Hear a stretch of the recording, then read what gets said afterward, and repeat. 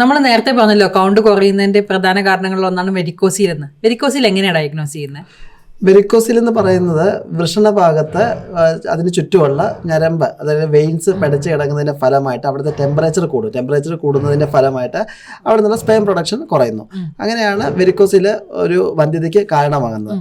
ഇത് നമ്മൾ ഡയഗ്നോസ് ചെയ്യുന്നത് സെമൻ അനാലിസിസ് ചെയ്യുന്ന വഴി നമുക്ക് മനസ്സിലാക്കാൻ പറ്റും.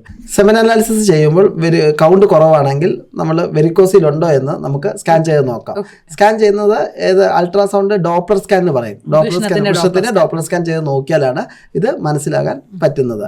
അപ്പോൾ നമ്മൾ ഗ്രേഡിംഗ് ഉണ്ട്. ഗ്രേഡ് 1 and 2 ആണെങ്കിൽ വെരിക്കോസിൽ ഉണ്ടെന്നുണ്ടെങ്കിൽ നമുക്കതിന് സർജിക്കൽ ഒരു ഇന്റർവെൻഷന്റെ ആവശ്യം ഇല്ല. മരുന്നുകൾ ആന്റി ഓക്സിഡൻസ് നമ്മൾ 3 മാസം കൊടുത്തു നോക്കുന്നു. 3 മാസം കഴിഞ്ഞതിന് ശേഷം കൗണ്ട് ഇമ്പ്രൂവ് ചെയ്യുന്നുണ്ടോ എന്ന് നോക്കുന്നു. ഇനി ഗ്രേഡ് 3 ആൻഡ് ഗ്രേഡ് 4 ആണെന്നുണ്ടെങ്കിൽ നമ്മൾ പേഷ്യൻറ്റിനോട് അതിനൊപ്പം തന്നെ കൗണ്ടും കുറവാണെങ്കിൽ പേഷ്യൻറ്റിനോട് നമ്മൾ മൈക്രോസ്കോപ്പിക് വെരിക്കോസിലെക്ടമി എന്ന് പറഞ്ഞ സർജറിയിലൂടെ നമുക്ക് ചികിത്സിക്കാൻ പറ്റും. ഇത് ചെയ്തതിന് ശേഷം ഇത് ഒരു ഡേ കെയർ പ്രൊസീജിയറാണ്, ഡിസ്ചാർജ് ചെയ്യാവുന്ന പ്രൊസീജിയറാണ്.